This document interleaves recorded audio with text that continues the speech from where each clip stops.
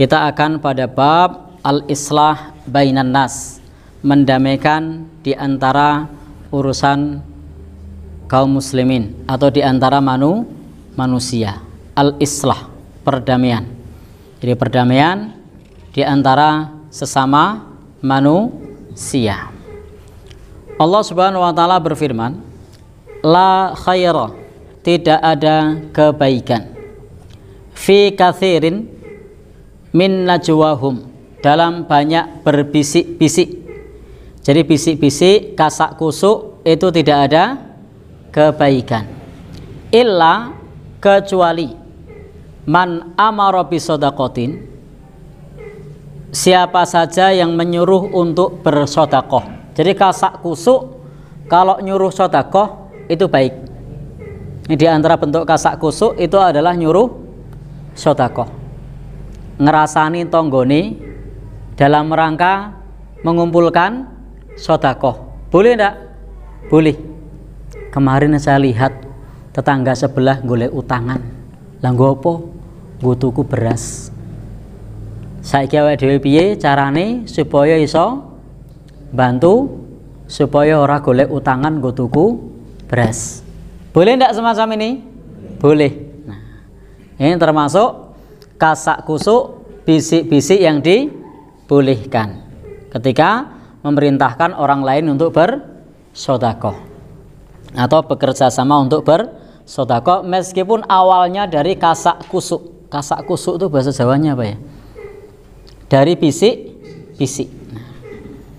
Ketika tahu tetangganya terlilit hutang, lalu kemudian kita kasak kusuk, kemarin kasihan lu, kenapa ditagih debt kolektor, sampai bengok debt kolektornya, kuncian dari dalam ndak berani nemoni. Nah, lalu kemudian bersama-sama untuk memecahkan masalah, itu saudara kita, itu jamaah kita, gimana caranya utangnya kita bantu untuk dilunasi.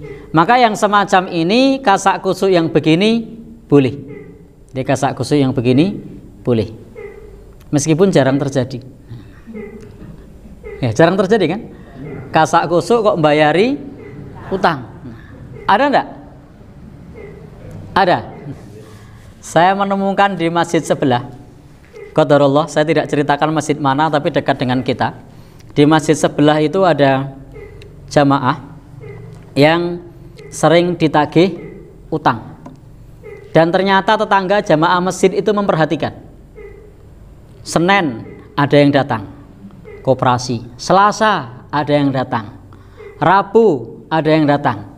Sasat bayar itu entek dinggo ngangsur, sampai dia ngutang hanya untuk ngangsur.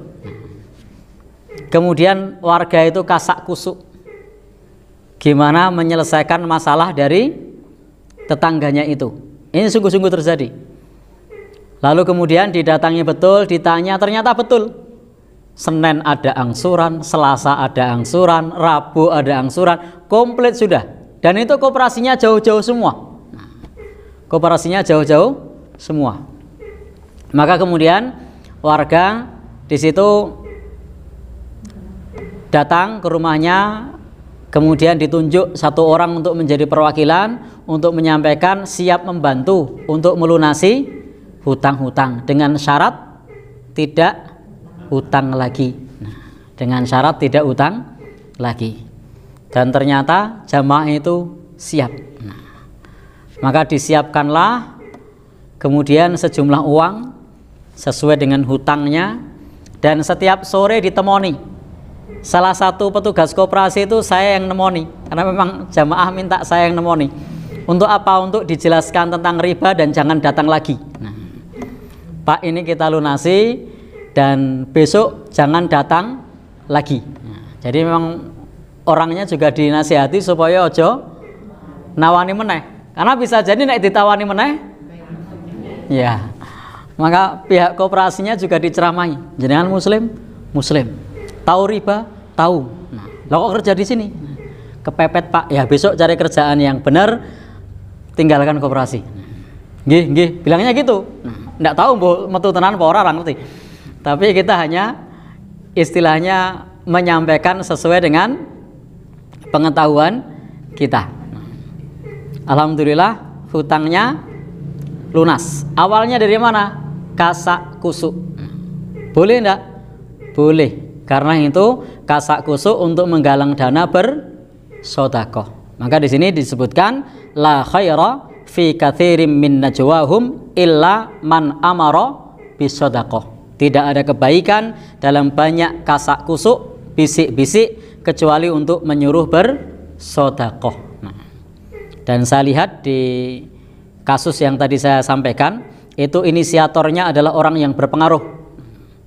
Kalau bukan orang yang berpengaruh sulit loh ini. Kasak kusuk untuk menggalang dana ngelunasi utangnya tonggone.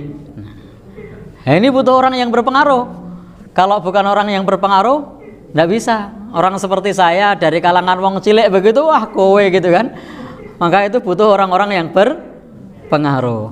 Nah, kalau di sini siapa nih kira-kira yang berpengaruh ini? Oh iya. Jadi memang dibutuhkan orang-orang yang berpengaruh seperti itu. Karena pripun, Pak? Oke. Jadi nanti itu bisa didengarkan dan bisa diikuti yang lain. Karena kalau yang kasak kusuk dari kalangan wong cilik itu untuk kemudian menggerakkan sedekah itu mungkin bisa apa tidak? Sulit. Sulit. Tapi kalau orang-orang yang berpengaruh, yang berwibawa, yang punya usaha nyontoni, yang lain nderek. Karena yang berpengaruh ini ada di depan dan memberi contoh.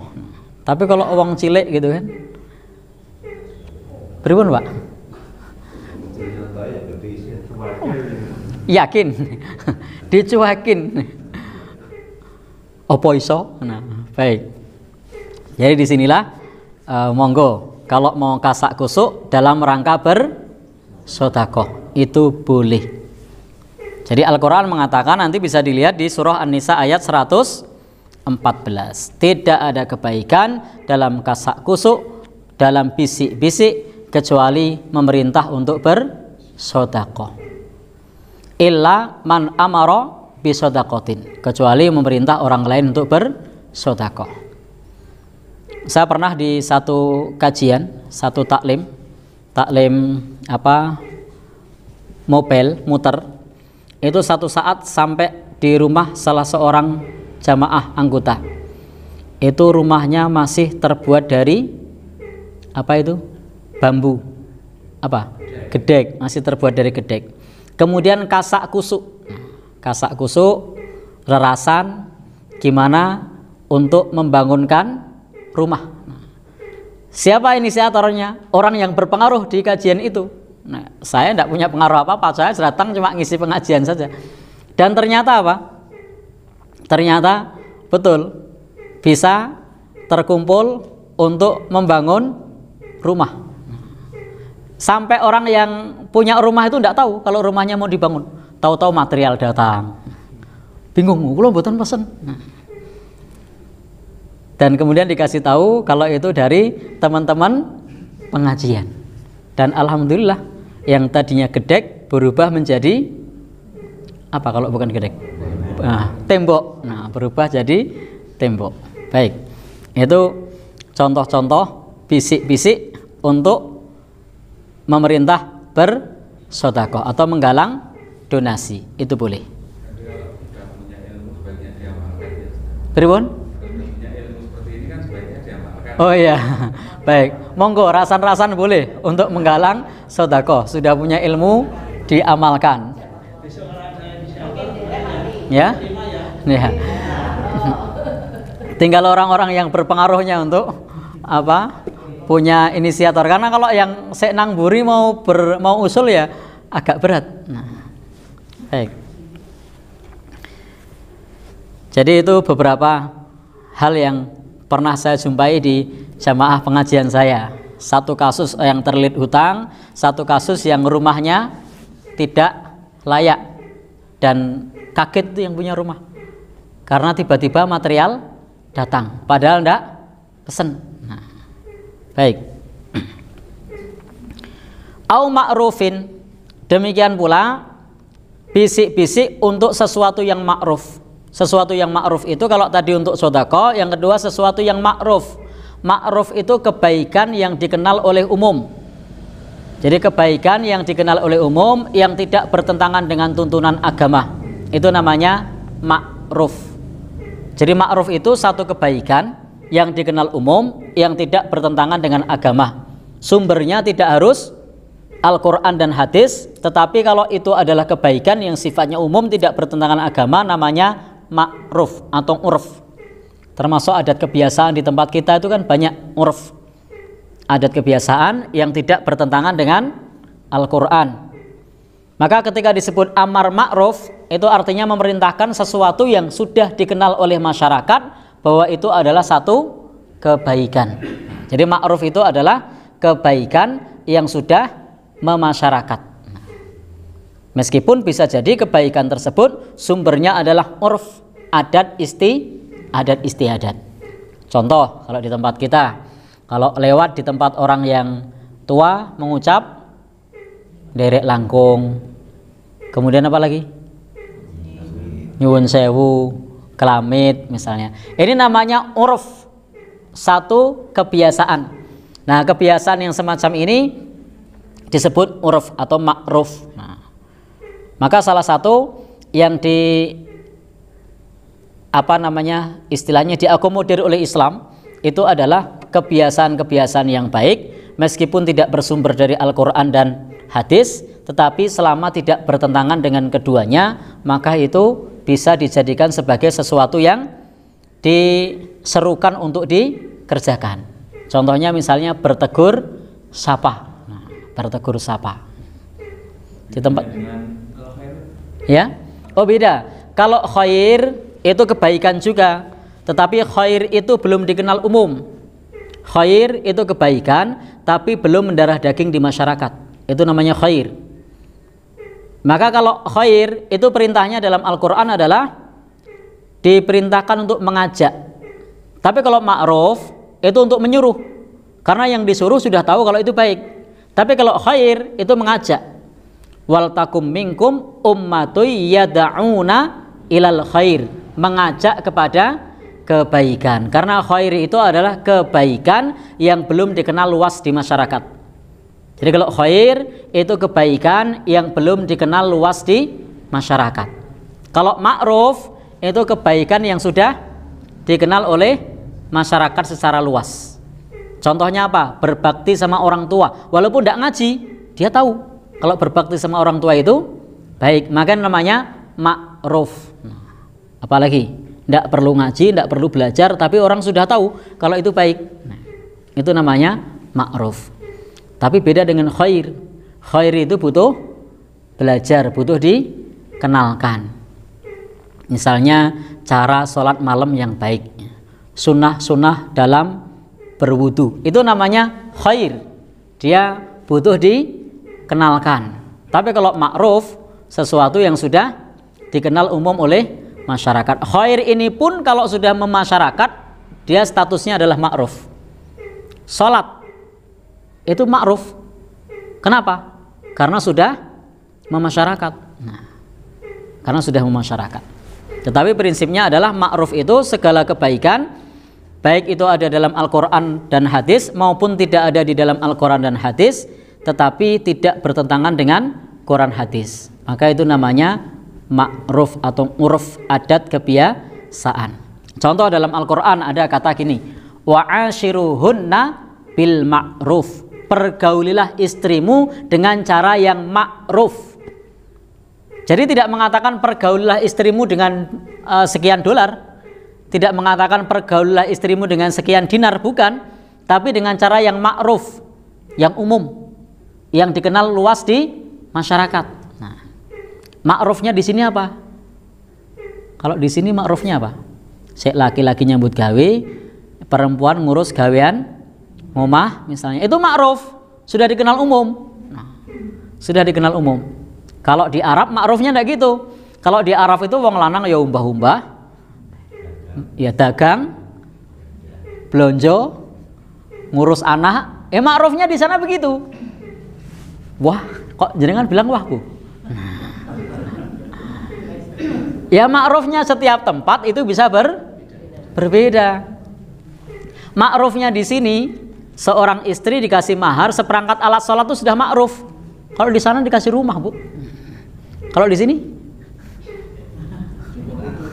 Ya? Cukup seperangkat alat sholat ya? Ya, itu sudah ma'ruf. Termasuk ngasih nafkah. Ngasih nafkah itu ma'rufnya di sini bagaimana?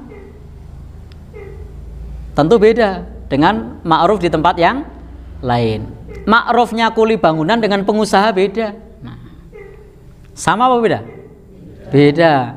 Sehingga tidak disebutkan berapa dinar, tidak disebutkan berapa dirham, tidak disebut berapa dolar, tapi ma'ruf, sesuatu yang sudah dikenal luas, umumnya kepiye. Nah, jadi umumnya bagaimana? Kebiasaan di situ seperti apa? Itu sudah cukup. Sehingga seorang perempuan tidak boleh menuntut suaminya melebihi kebiasaan masyarakat setempat. Karena kebiasaan masyarakat setempat itu disebut sebagai ma'ruf selama tidak bertentangan dengan tuntunan agama. Bisa dimengerti ya tentang makna ma'ruf. Jadi lebih kepada satu kebaikan yang sudah dikenal luas di masyarakat. Sehingga tidak bisa diukur itu tentang nafkah suami kepada istri. Tidak bisa diukur karena ukurannya adalah yang dikenal oleh masyarakat, ma'ruf, kebaikan yang sudah dikenal. Ma'rufnya Bantul dengan Sleman mungkin beda. Sama apa beda? Beda Pak ya? Pripun Bu? Oh kok dia beda juga? Oh iya. Jadi ma'rufnya beda. Contoh misalnya nengok anak khitanan atau nengok orang yang lahiran. Itu ma'rufnya Bantul, Kodia sama Sleman mungkin beda. Gunung Kidul beda lagi. Bisa jadi keluarga satu dengan yang lain mungkin bisa jadi beda juga bisa. Pripun? Satu keluarga yang satu dengan yang lain mungkin bisa juga. Ya bisa beda juga. Baik. Kita lanjut nggih. Jadi intinya di sini tidak ada kebaikan di dalam bisik-bisik, di dalam kasak kusuk kecuali memerintah untuk bersedekah atau memerintahkan pada sesuatu yang ma'ruf. Jadi kita boleh memerintahkan kepada sesuatu yang ma'ruf. Justru malah anjurannya memerintahkan sesuatu yang ma'ruf, kebaikan yang sudah dikenal luas di masyarakat. Nah, sehingga Islam ini tidak melawan adat selama adat tersebut tidak bertentangan dengan tuntunan agama. Baru tidak diperbolehkan jika itu berlawanan dengan tuntunan agama. Maka adat yang tidak bertentangan dengan tuntunan agama itu namanya urf. Maka kata Al-Quran, wa'mur bil urfi, perintahkan dengan urf. Salah satunya adalah memerintahkan dengan urf, dengan kebiasaan kebaikan yang sudah dikenal oleh masyarakat. Maka Al-Quran mengatakan salah satu perintahnya adalah wa'mur bil urfi wa'arid anil jahilin, dan abaikanlah orang-orang yang bodoh. Nah, baik, kita lanjut. Baik Bapak Ibu, au islahim bainan nas, atau mendamaikan di antara manusia. Nah, termasuk bentuk kasak kusuk yang di situ merupakan kebaikan adalah kasak kusuk untuk mendamaikan orang yang sedang bertikai. Jadi kasak kusuk itu apa ya bahasa ininya? Apa? Rasan-rasan. Ya. Kalau rasan nanti kesannya negatif. Ini positif loh. Napa? Gerenang-gerenang. Nggih monggo lah, gerenang-gerenang atau rasan-rasan yang baik. Di sini contohnya adalah untuk mendamaikan sesama manusia. Baik. Maka al-islah bainan nas, mendamaikan di antara manusia, termasuk ayyakuna baina syakhsain, antara dua orang yang dia saling bermusuhan dan saling membenci. Maka datanglah orang kepadanya yang berhendak untuk mendamaikan dan menghilangkan permusuhan antara keduanya. Maka di situ ada dua orang yang mereka saling bertikai. Maka mendamaikan keduanya adalah perkara yang baik. Contohnya ada antara ayah dan anak yang bertikai, antara suami dan istri, antara kakak dan adik, antara orang dengan tetangganya. Nah, lalu kemudian ada yang kosak kusuk untuk mempertemukan keduanya untuk mendamaikan. Maka itu adalah sesuatu yang baik. Nah, tapi ini kalau kita tidak punya power, jangan coba-coba. Ini risikonya besar. Harus orang yang punya pengaruh.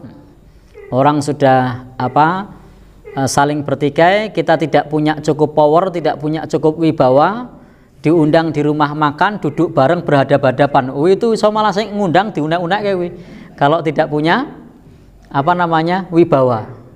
Kowe ngerene aku ngerti maksudmu. Nah, kowe rak mengarep nama aku rokono to? Ora sudi, malah tambah musuh to. Nah, gimana Pak? Rasah melu-melu kowe. Nah, kan malah repot.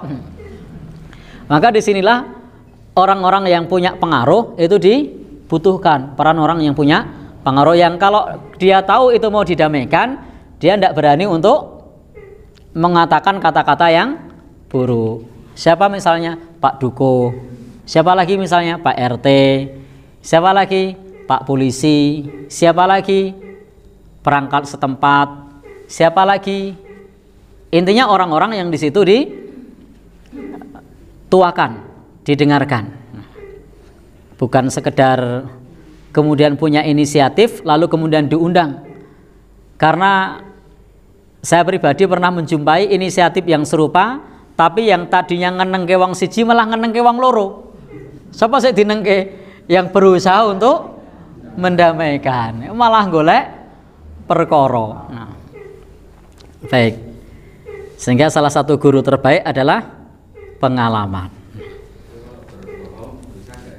Ya? Jadi misalkan A sama B itu kayak C yang mau mendamaikan tadi ngomong sama si A, dan jadi si B itu pengen napek kalian jenengan. Ya. Dan nanti sama A juga ngomong begitu, jadi B itu pengen napek sama jenengan. Baik. Baru difasilitasi. Baik, termasuk kalau berbohong boleh tidak untuk mendamaikan keduanya. Baik, nanti kalau Bapak Ibu membaca bab tentang bohong, itu ada 3 jenis bohong yang boleh. Nah, salah satunya adalah dalam rangka mendamaikan 2 orang yang bertikai. Tapi ingat, seperti tadi yang saya sampaikan, kalau kemudian orang itu tahu kita berbohong, itu risikonya besar. Boleh enggak? Boleh. Karena memang ada hadisnya, diperbolehkan. Di antara yang boleh bohong adalah urusan suami istri, itu boleh bohong. Yang kedua, mendamaikan orang yang bertikai, itu boleh bohong. Yang ketiga, dalam berperang, itu boleh bohong. Ketiga-tiganya boleh bohong. Kalau kemudian dengan bohongnya tersebut tidak menjadikan permusuhan tambah parah, tentu dipertimbangkan. Kita sudah kenal betul karakternya, monggo. Tapi kalau kita tidak begitu mengenal karakternya, jangan sampai kita berbohong untuk mendamaikan, tetapi justru malah tambah parah. Sehingga butuh kemantapan pertimbangan yang matang. Butuh pertimbangan yang matang.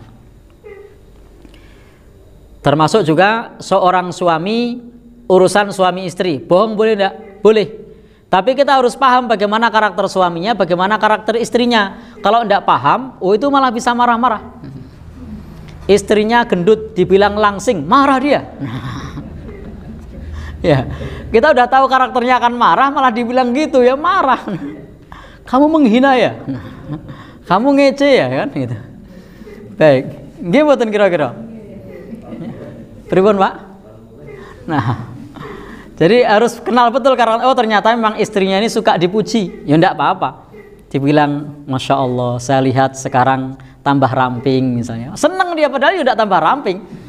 Ya enggak apa-apa. Tapi kalau kita paham betul bahwa istri tersebut ketika diucapkan seperti itu tersinggung, mah tambah marah, ya jangan coba-coba. Nah, sudah tahu istrinya gendut bilang kamu langsing, wah itu bisa dikeprok. Irus nanti. Jadi harus paham. Mungkin enggak. Nah, maka dalam hal ini berbohong dalam urusan romantisme rumah tangga, kalau memang bisa bikin romantis, berbohonglah untuk romantis. Ya, saya cocok enggak pakai ini? Saya lihat kamu 10 tahun lebih muda. Oh, seneng, ya udah lakukan. Tapi kalau bilang saya lihat kamu 10 tahun lebih muda, gombal. Tambah marah toh, jangan. Baik. Nah, berbeda kalau dalam urusan perang. Urusan perang itu boleh berbohong.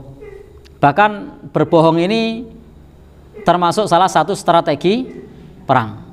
Jangan jujur. Ketika ada mata-mata bertanya, berapa jumlah pasukanmu? Jangan sebutkan semua. Nah, jangan sebutkan semua. Sebutkan saja sebagian kecil. Kapan rencana nyerang pasukanmu? Oh, masih lama, mungkin tahun depan. Padahal 2 minggu lagi misalnya. Boleh enggak? Boleh. Nah, jangan bilang 2 minggu lagi. Dari mana? Dari arah selatan. Pasukannya berapa? Pasukannya sekian. Ini bunuh diri namanya. Jadi jangan terlalu jujur dalam masalah perang. Ada mata-mata, berapa pasukannya? Kayaknya cuma 1000 deh. Supaya sana siapnya enggak banyak-banyak. Jangan bilang banyak. Berapa yang nyerang? Bohong tapi malah blunder. Yang nyerang 30.000, dia bilang 300.000. Nah, nanti dia persiapannya lebih banyak, lebih besar. Kalau yang mau nyerang 30.000, bilang aja 3.000. Supaya persiapannya tidak terlalu banyak. Boleh enggak? Boleh. Termasuk tadi mendamaikan 2 orang yang bertikai. Yang paling mungkin mendamaikan 2 orang yang bertikai itu adalah berbohong dalam arti tidak menceritakan yang sebenarnya, itu bisa. Tapi kalau kemudian benar-benar bohong 100% itu berbahaya. Jadi kalau benar-benar 100% berbohong itu berbahaya. Tetapi kalau dalam arti tidak menceritakan tentang apa yang dibicarakan oleh orang tadi, ditutupi, maka itu mungkin. Ada 2 orang saling bertikai, si A sama si C. B di posisi tengah. A selalu menjelek-jelekkan C, C selalu menjelek-jelekkan A. A bertanya, gimana kabarnya C? Alhamdulillah kabar baik. Sering bicarakan saya enggak? Alhamdulillah selalu baik-baik yang dibicarakan. Loh, kan enak. Nah, kemudian si C juga tanya, bagaimana kabar A? Alhamdulillah kabar baik. Pernah ngomongin saya? Oh pernah. Nah, apa? Katanya kamu orang baik misalnya. Maka dalam hal ini masih mungkin untuk tidak menceritakan kalau dia menjelek-jelekkan. Apakah dia menjelek-jelekkan saya? Biasa saja tuh. Tidak ada yang disampaikan yang seperti itu. Nah, maka ini cukup melegakan. Tapi kalau kemudian kita sampai ngarang bebas, nah, wah ini bahaya nih. Kalau ternyata dia tahu bahwa kita ngarang bebas, malah jadi tambah musuh. Baik. Intinya apa? Boleh tidak berbohong untuk mendamaikan? Boleh. Kalau memang yakin aman dan berhasil. Baik. Jadi itu bohong yang dibolehkan dalam agama kita. Baik, Bapak-bapak, Ibu-ibu yang berbahagia yang dirahmati Allah Subhanahu wa taala. Jadi mendamaikan antara ayah dengan anak itu termasuk sesuatu yang utama. Antara kakak dengan adiknya termasuk suatu tugas yang mulia. Maka kalau mampu untuk melakukan perdamaian di antara 2 orang yang bertikai, maka bisa kita lakukan. An-najwa di sini maknanya adalah al-kalamul khafi, berbicara yang samar, yang lirih, bainar rajul, antara orang itu dengan sahabatnya. Atau dalam bahasa kita kasak kusuk. Lalu apa yang dimaksud dengan ma'ruf? Ma'ruf itu tadi sudah kita sampaikan, segala sesuatu yang diperintahkan syariat atau yang tidak bertentangan dengan syariat. Segala sesuatu yang diperintahkan oleh syariat atau kebaikan yang tidak bertentangan dengan syariat.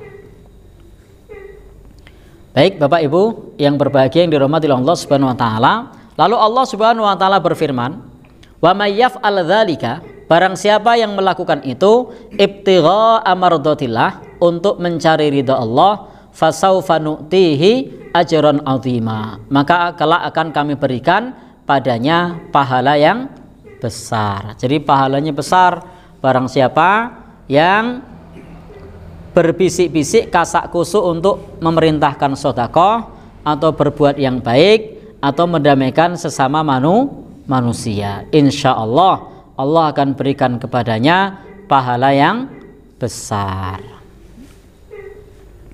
Baik, Bapak Ibu yang berbahagia yang dirahmati oleh Allah Subhanahu wa taala, tsumma alam anna sulha yajuzu fihi tauriyah. Dan ketahuilah bahwasanya perdamaian itu juga boleh dengan cara tauriyah. Pernah kita sampaikan ya, masih ingat apa itu tauriyah? Tauriyah itu adalah mengucapkan sesuatu atas apa yang kita ucapkan dengan apa yang dipahami oleh orang lain itu berbeda. Itu namanya tauriyah. Saya sering kasih contoh seperti ini.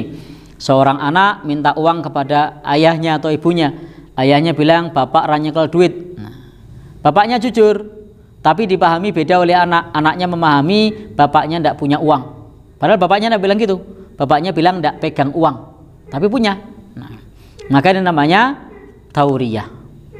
Atau sebagaimana Nabi Ibrahim alaihissalam ketika ditanya siapakah yang menghancurkan berhala, maka apa katanya? Kata Nabi Ibrahim. Nabi Ibrahim ketika ditanya, "Wahai Ibrahim, siapakah yang menghancurkan berhala-berhala itu?" Maka Nabi Ibrahim mengatakan, "Yang menghancurkan ini," nunjuk dirinya. "Berhala yang paling besar itu," nunjuk berhalanya. Maka Nabi Ibrahim hakikatnya untuk dirinya tidak berbohong. Dia ngasih tahu kalau yang menghancurkan dirinya, dan dia ngasih tahu kalau itu berhala yang paling besar. Tapi dipahami oleh raja yang menghancurkan itu semua adalah berhala yang paling besar. Maka ini namanya tauriyah. Dan tauriyah ini juga pernah dilakukan oleh sahabat Abu Bakar As-Siddiq pada saat ada sayembara untuk memberikan 100 ekor unta kepada siapa saja yang dapat menangkap Nabi Muhammad sallallahu alaihi wasallam hidup atau mati. Maka saat itu orang-orang sudah mengejar dan bertemu dengan sahabat Abu Bakar, dan Nabi Muhammad tidak dikenal. Zaman itu belum ada sosmed seperti sekarang. Kenal namanya, tidak tahu orangnya. Kalau sekarang kan begitu orang dikenal, wajahnya tersebar di mana-mana. Dulu enggak. Sehingga orang-orang ketika mengejar, hendak mencari Nabi Muhammad, tanya dulu, di mana Muhammad? Nabi Muhammad di depannya. Lalu bertanya kepada sahabat Abu Bakar, "Ya Abu Bakrin, wahai Abu Bakar, siapa orang yang di depanmu?" Jawabannya sahabat Abu Bakar apa? "Dia adalah penunjuk jalanku." Karena memang Nabi Muhammad di depan saat itu. Dan logis, karena orang-orang di zaman itu kalau dalam satu perjalanan itu membutuhkan penunjuk jalan. Maka orang yang mengejar Nabi Muhammad tadi tidak menangkap Nabi karena sahabat Abu Bakar bertauriyah. Dia mengatakan dia adalah penunjuk jalanku. Memang benar, maksudnya jalan hidayah, jalan Islam. Tapi yang dipahami oleh orang yang bertanya betul-betul penunjuk jalan. Itu namanya tauriyah. Tidak bohong, tapi setengah bohong.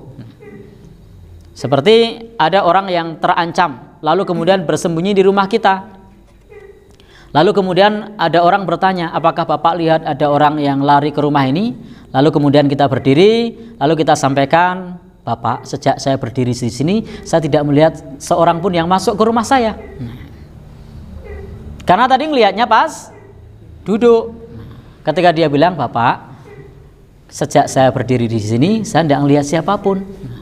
Memang tidak lihat, karena lihatnya tadi pas duduk. Lain namanya tauriyah.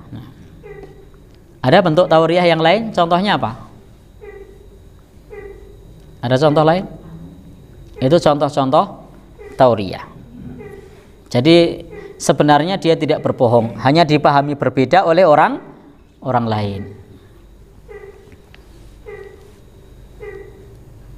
Nemu contoh lain enggak? Itu tadi contoh-contoh yang mungkin dalam tauriyah. Nah, kadang mendamaikan orang boleh pula. Kalau perlu bertauriyah itu bertauriyah. Itu namanya tauriyah. Kalau dalam bahasa kita apa namanya saya tidak tahu. Apa namanya itu? Dalam bahasa Arab namanya tauriyah. Dalam bahasa Jawa apa namanya? Mengucapkan atas apa yang kita ucapkan dengan yang dipahami oleh orang lain itu berbeda. Ada bahasa lokalnya? Tidak ada. Kok ora ono ya? Nyindir enggak? Ya? Kalau nyindir itu enggak? Bukan nyindir. Ya diplomasi ya. Ya? Diplomasi ya. Ya, seperti berdiplomasi, tapi kalau diplomasi kan sebenarnya lebih ke menata kata, menata bahasa ya. Kalau di sini ada unsur kebohongan yang tersembunyi. Sebenarnya dia tidak bohong, tapi dipahami berbeda. Karena seperti tadi seorang anak yang bertanya kepada ayahnya, "Ya, minta uang." Ayah hanya nyekel duit. Bohong enggak? Enggak. Tapi anaknya memahami ayahnya enggak punya duit. Jadi bohong enggak? Enggak bohong. Hanya dipahami berbeda oleh orang yang mengucapkan dengan orang yang menerima. Kalau anak yang cerdas mungkin kalau di dompet ada itu. Nah, berarti anaknya sudah tahu kalau jurus ayahnya tauriyah. Nah. Ya. Ya, anaknya juga ikut pengajian soalnya. Ya. Jadi seperti tadi disampaikan oleh Nabi Ibrahim ketika ditanyakan siapakah yang menghancurkan ini semua, Nabi Ibrahim jawabnya selenco. Maksudnya selenco bukan Nabi Ibrahimnya, bukan, maksudnya antara yang diucapkan dengan yang dipahami itu tidak sambung, tidak sama. Itu makna selenco. Nah, jadi tauriyah itu lebih kayak itu, selenco antara yang diucapkan dengan yang dipahami. Ya, gimana? Ya, jadi selenco antara yang dipahami dengan yang diucapkan. Itu namanya tauriyah. Mungkin selenco ya makna yang tepat dalam bahasa Jawa. Betul? Tidak tepat juga ya. Jadi contoh dalam kasus sahabat Abu Bakar tadi, sahabat Abu Bakar mengatakan dia penunjuk jalanku, dia pahami penunjuk jalan hidayah, tapi orang lain memahami penunjuk jalan beneran. Jadi selenco, beda yang dipahami oleh orang yang mengucapkan dengan orang yang mendengarkan. Nabi Ibrahim mengatakan yang menghancurkan ini, patung yang paling besar itu. Nah, jadi sementara yang mendengarkan memahami yang menghancurkan patung yang paling besar. Jadi antara apa yang diucapkan Nabi Ibrahim dengan yang dipahami sama apa beda? Beda. Nabi Ibrahim bohong enggak? Enggak. Nabi Ibrahim mengatakan menghancurkan ini, benar. Patung yang paling besar itu, ya benar.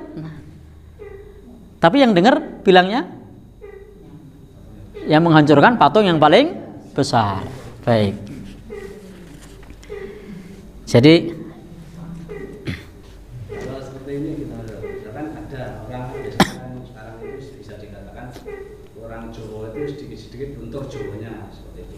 apa itu? Ada orang bertanya, misalkan ini, di tempat sini ada tanya, Mas, kalau celok itu arahnya mana nih? Padahal waktu bertanya itu turun dari motornya enggak, matanya enggak. Iya.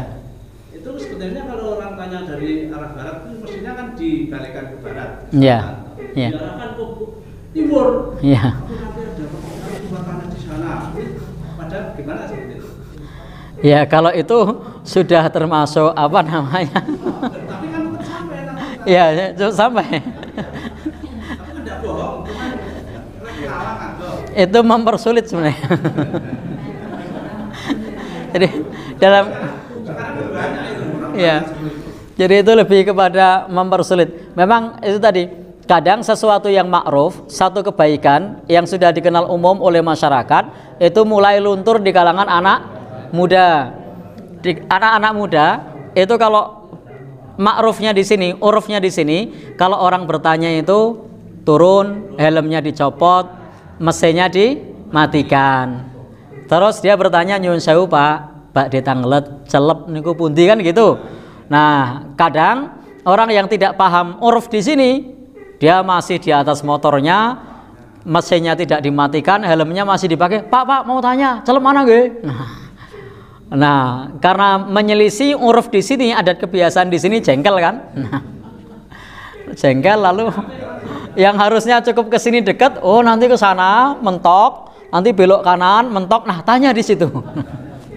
Ya, mempersulit orang lain. Tinggal dikasih nasihat saja, Pak, Mas, kalau di sini adabnya begini-begini. Bisa jadi dia bukan orang sini, tidak tahu uruf adat kebiasaan yang ada di sini. Baik. Kita lanjutkan. Sampai mana tadi? Sampai tidak ada kebaikan, kasak kusuk, bisik-bisik kecuali menyuruh bersedekah, menyuruh berbuat yang baik atau mendamaikan urusan sesama manusia. Termasuk mendamaikan urusan sama manusia itu juga mendapat keringanan jika harus berbohong. Tapi kalau bohong itu bisa dihindari dengan tauriyah, maka tauriyah itu lebih baik. Jadi kalau bohong bisa dihindari dengan tauriyah, maka tauriyah itu lebih baik. Dan Al-Quran banyak ayat menjelaskan wasulhu khair, dan perdamaian itu baik. Fattaqullaha wa aslihu dzata bainikum, bertakwalah kepada Allah dan damaikanlah di antara kalian. Dalam Al-Quran juga mengatakan innamal mu'minuna ikhwatun, sesungguhnya sama orang-orang yang beriman itu adalah bersaudara. Fa aslihu, maka hendaknya damaikanlah baina akhwaikum, di antara persaudaraan kalian. Wattaqullaha la'allakum turhamun, bertakwalah kepada Allah agar kalian mendapat rahmat. Baik, sampai di sini kita cukupkan sekian. Tidak ada pertanyaan? Baik, tidak ada. Mudah-mudahan kita yang sedikit ini bisa mengamalkan. Monggo kalau mau kasak kusuk, kalau mau rasan-rasan, kalau mau bisik-bisik boleh. Kalau untuk donasi atau untuk menggalang sedekah atau untuk sesuatu yang ma'ruf, kebaikan yang sudah dikenal oleh masyarakat, yang disampaikan oleh syariat atau yang terkait dengan adat istiadat selama tidak bertentangan dengan syariat. Yang ketiga, kalau mau rasan-rasan untuk mendamaikan orang yang sedang bertikai, itu monggo, tidak dilarang, boleh-boleh saja. Subhanakallahumma bihamdika asyhadu an la ilaha illa anta astaghfiruka wa atubu ilaik. Wassalamualaikum warahmatullahi wabarakatuh.